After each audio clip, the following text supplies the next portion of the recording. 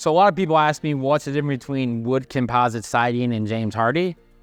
It's kind of in between night and day. So the only benefit I really see in wood siding is it's cheap.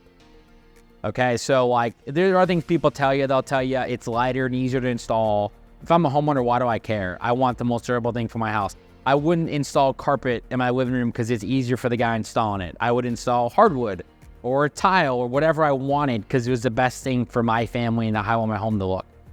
Outside of being easy to cut and a little bit lighter, there's not really many benefits of wood. Wood's going to do what wood's always done.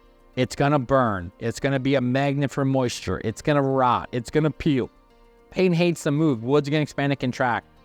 And so I hate to say it, there's almost no benefits of going to engineered wood product unless you're the guy installing it. If you're the guy installing it, I get it. It's a little bit lighter. It's a little bit easier to cut. I'm not sure why as a homeowner I'd ever care about that.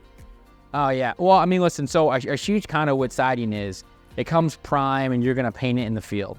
Versus when you look at James Hardie siding, it's a multi-coat baked, not finished from the manufacturer. It's like commercial grade painting. When you buy wood siding, you're going to hire a painter and paint it in the field. It can be cold, it can rain, so it's not going to take paint the same way.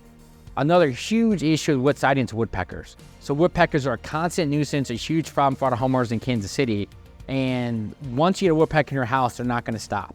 Even if you go back and patch some areas, once they like your property, they're going to keep going. So you're basically just delaying a problem you have to inevitably solve, okay? The other thing is wood's extremely costly. It costs more than James Hardie fiber cement.